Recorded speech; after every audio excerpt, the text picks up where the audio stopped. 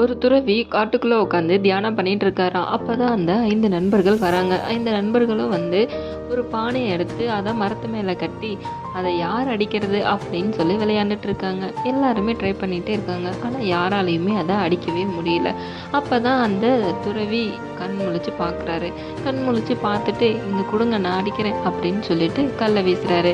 அந்த கல்லும் கரெக்டாக போய் அந்த பானையில விழுந்துருது. ஆனா அந்த பசங்க யாருமே அதை நம்பல.